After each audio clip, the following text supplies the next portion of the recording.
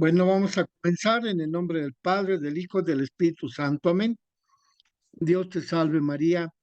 llena eres de gracia, el Señor está contigo. Bendita eres entre todas las mujeres, y bendito es el fruto de tu vientre Jesús. Santa María, Madre de Dios, ruega por nosotros los pecadores, ahora y en la hora de nuestra muerte. Amén. María, Madre de gracia, Madre de misericordia,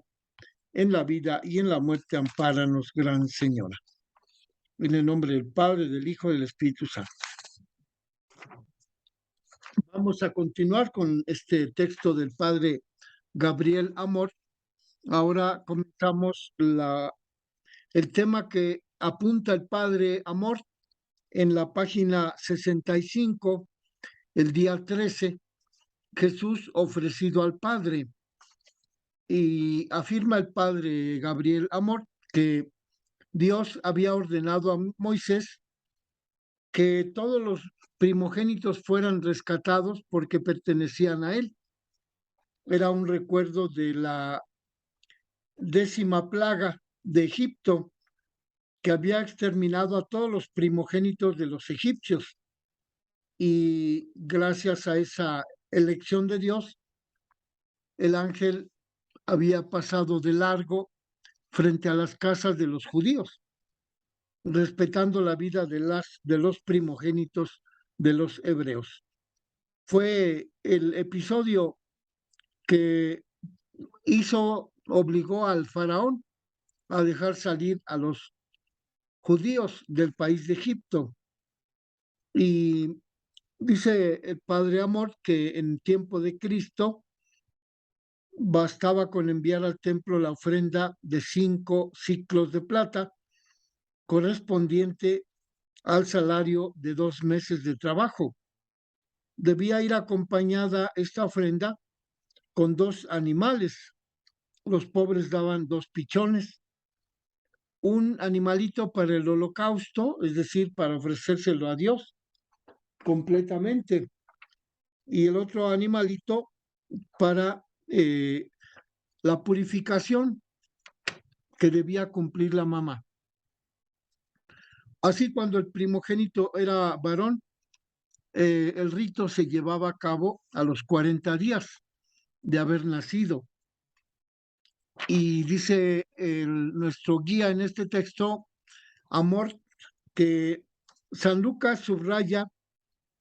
que los jóvenes esposos San José y Santa María cumplieron la ley de Moisés, ya que llevaron al templo a presentar a su Hijo Jesucristo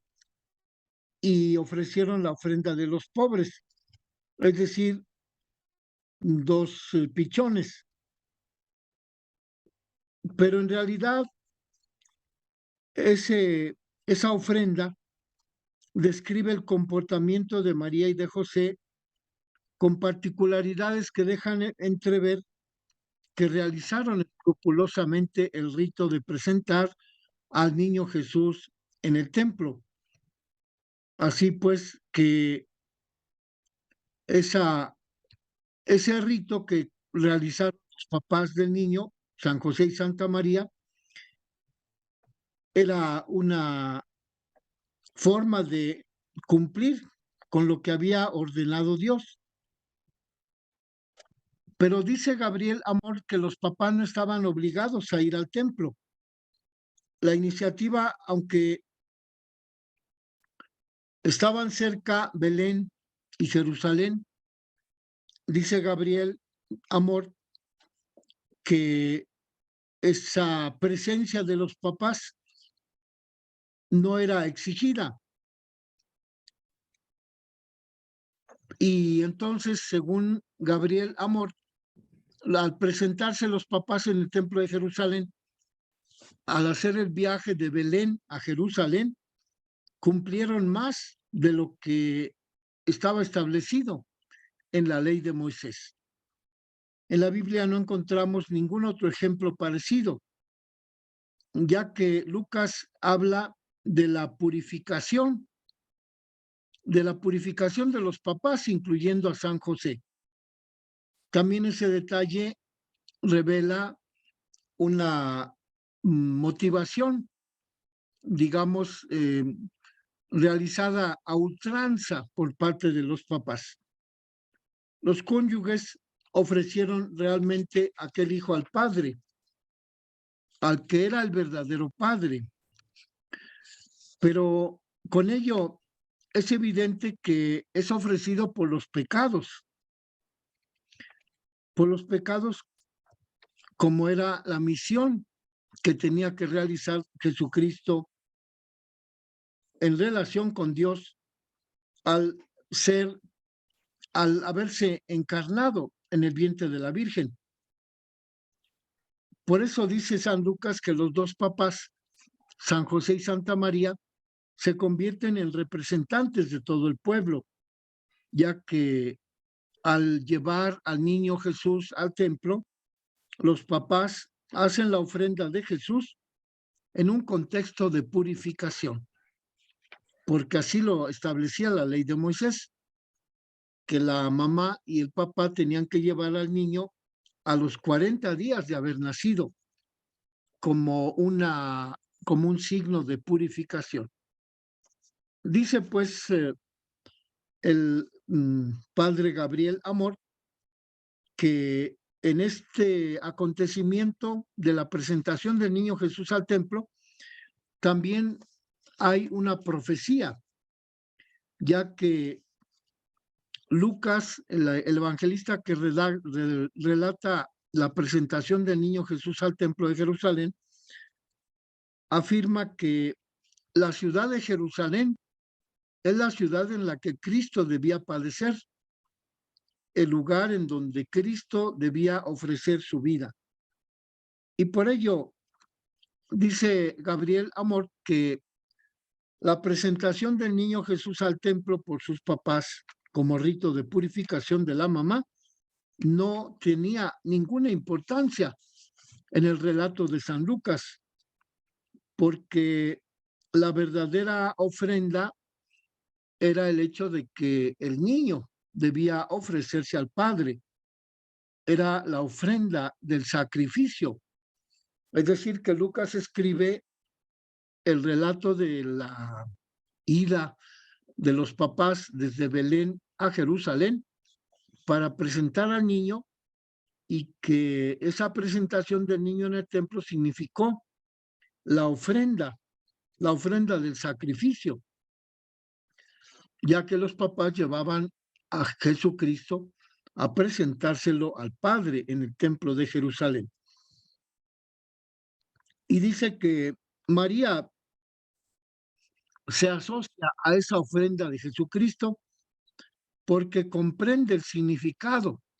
descubre la importancia de la presentación de su hijo Jesús al templo, y que ello solamente significó para la Virgen Santísima un presagio, la anticipación de la ofrenda que Cristo haría 33 años más tarde, cuando ofrecería su cuerpo, su sangre en la cruz, en Jerusalén, en el Monte Calvario. Dice pues Gabriel Amor que la cruz será la salvación de toda la humanidad, y ya desde el momento en que los papás lo presentan en el templo, Jesús es presentado como luz de las naciones. Y Gabriel afirma que con esa presentación del niño Jesús al templo se explica la ofrenda del sacrificio que iban a hacer los papás llevando al niño Jesús al templo de Jerusalén.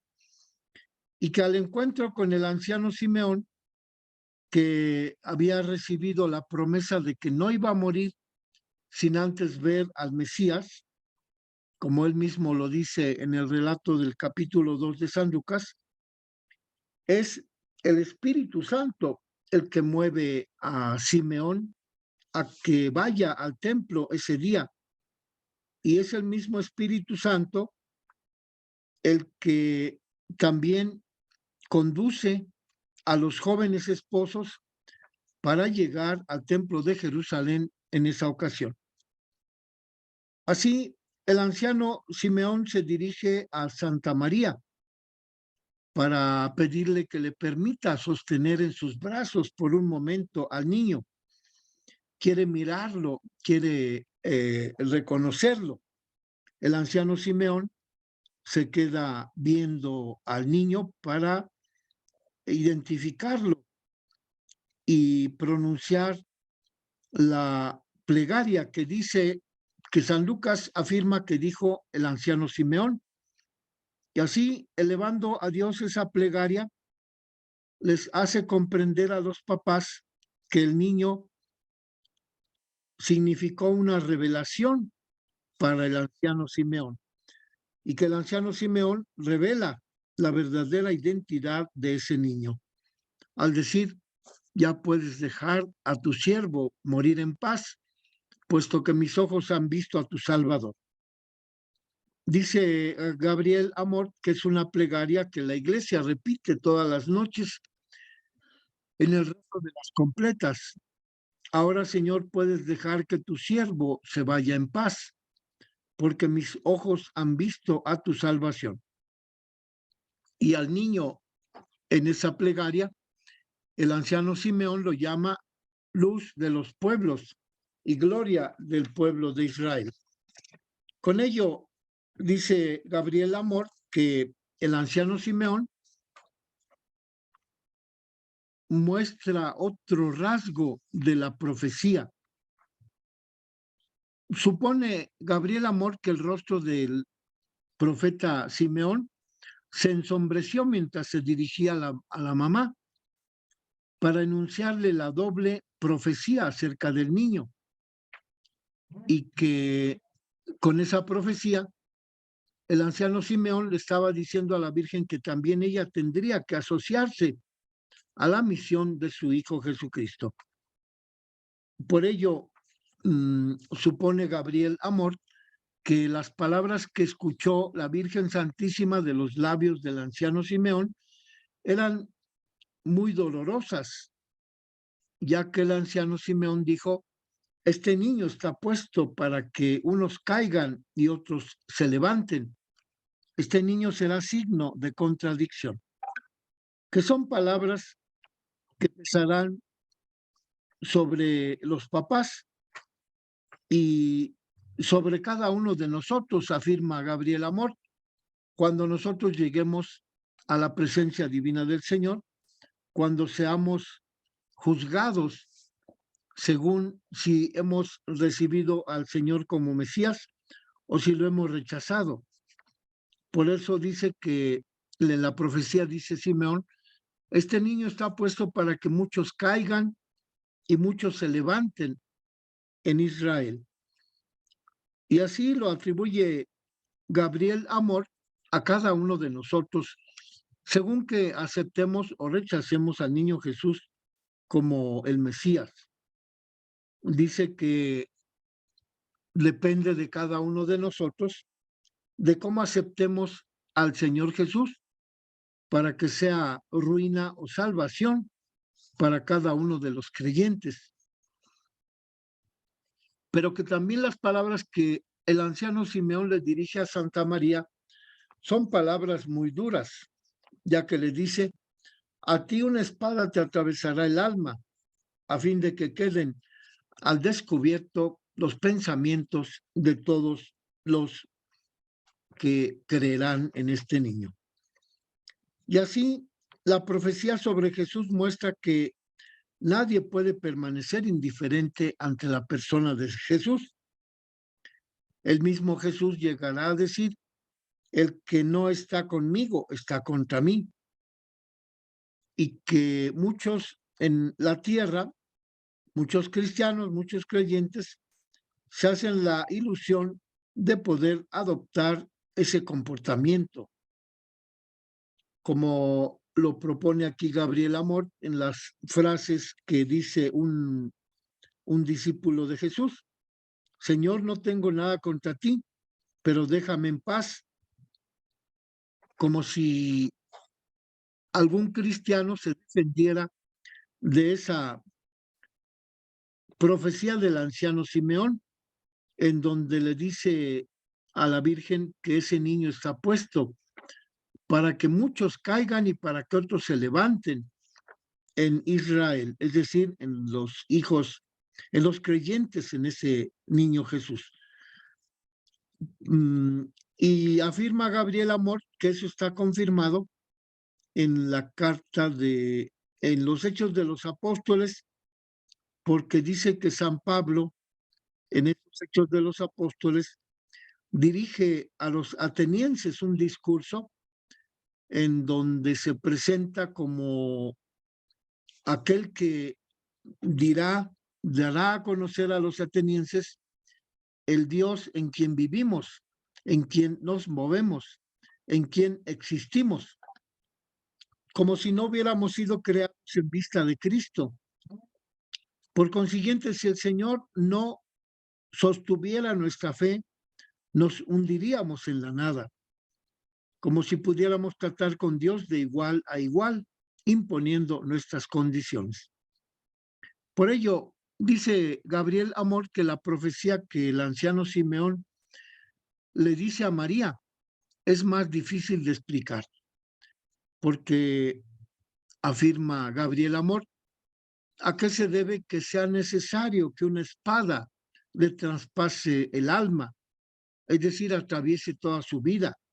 para desvelar los pensamientos de los corazones humanos? En estas palabras, dice Gabriel Amor, podemos ver la unión con la cual Santa María asoció sus sentimientos y sus sufrimientos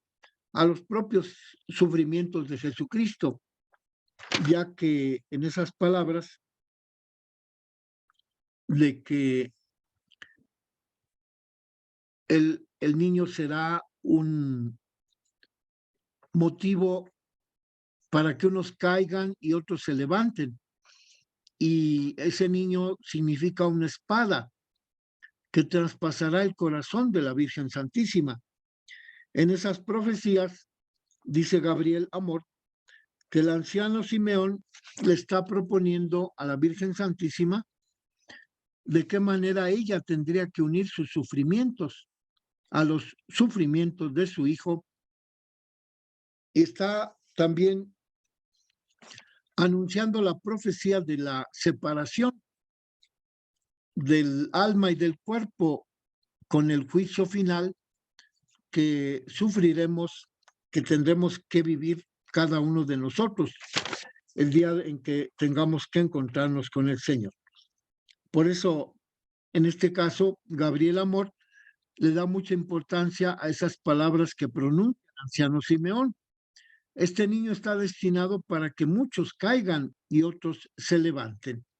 Este niño será signo de contradicción. Y así lo hace entender Gabriel Amor cuando explica que la profecía se cumple en la vida de cada uno de nosotros, ya que también nosotros seremos juzgados respecto de la forma en la que hayamos aceptado o rechazado a Jesús. Por ello, añade Gabriel Amor que la sorpresa con la que San José y Santa María recibieron las profecías de Simeón será como un bálsamo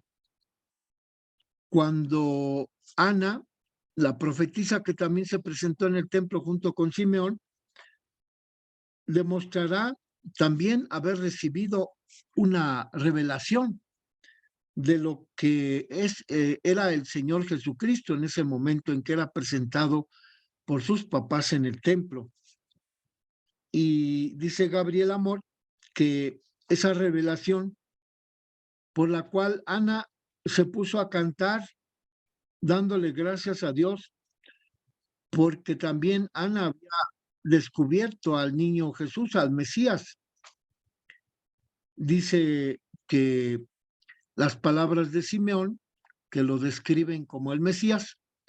hace que también Ana descubra en ese niño el Salvador,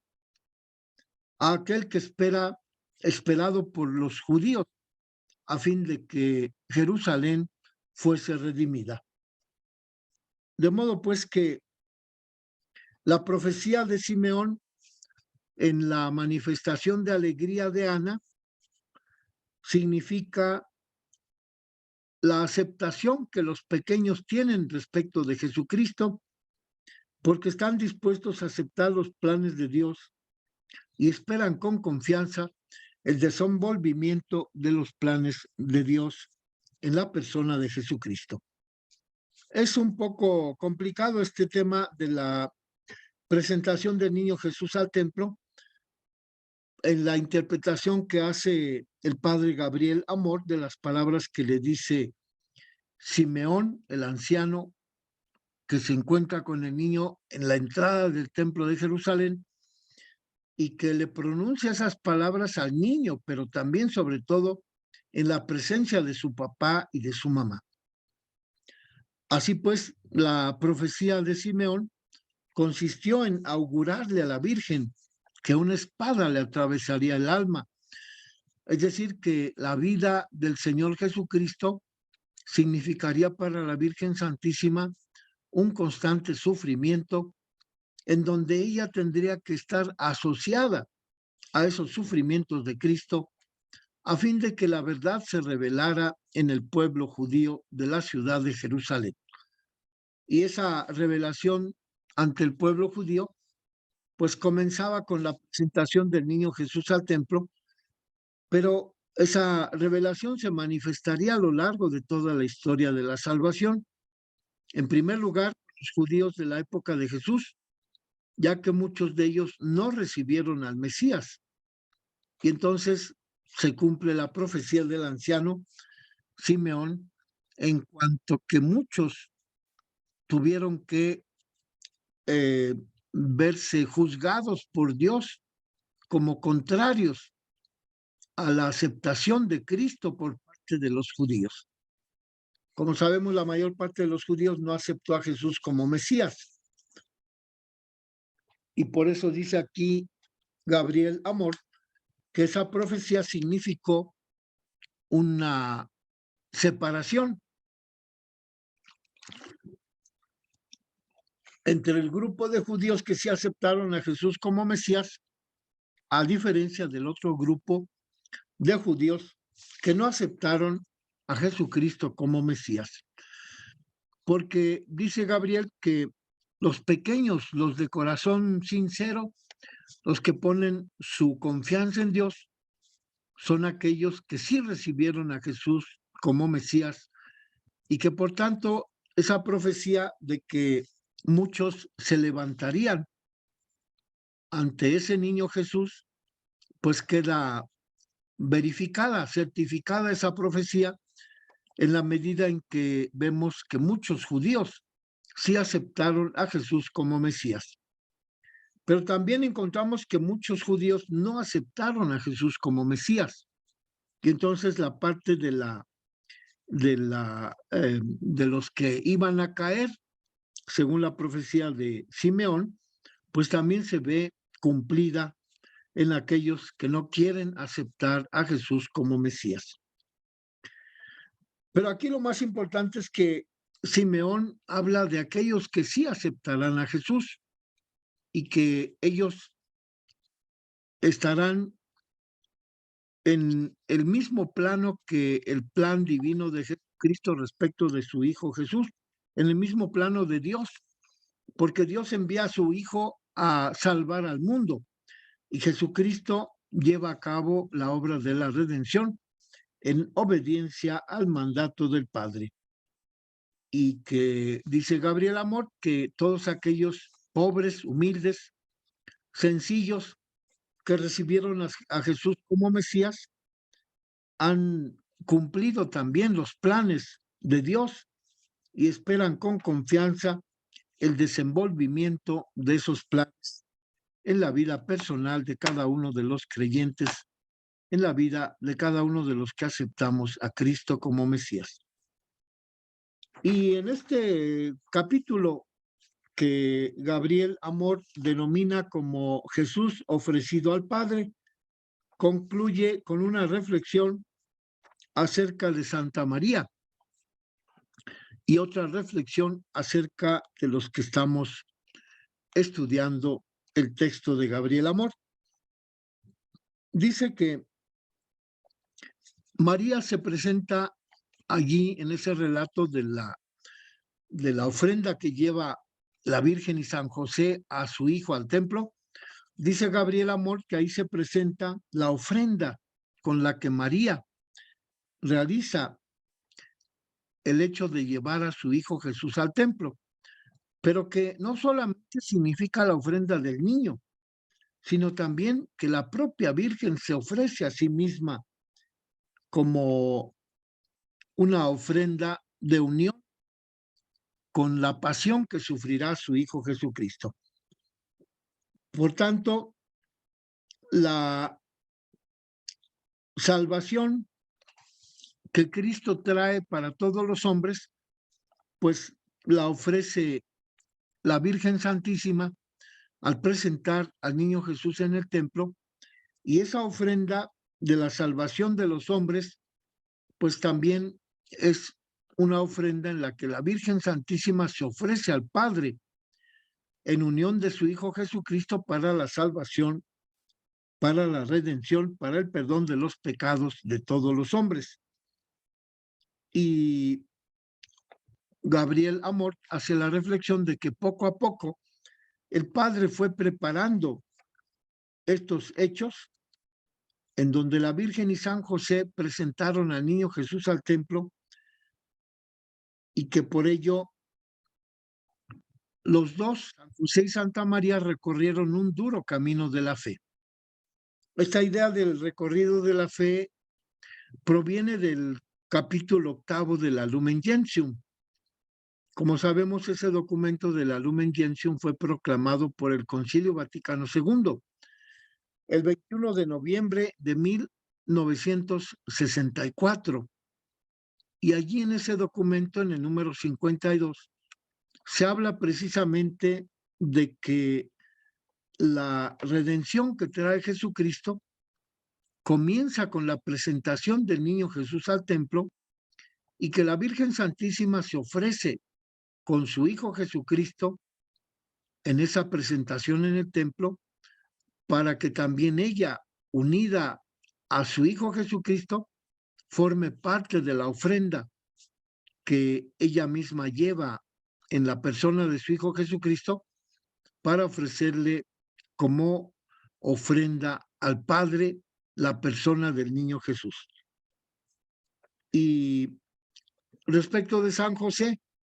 dice Gabriel Amor que en el caso de San José vemos cómo la actitud tanto de María como de San José iba preparando poco a poco el camino de la fe de la Iglesia. Y por ello, al ofrecer San José y Santa María al niño Jesús en el templo, dice Gabriel Amor que también se ofrecen los papás del niño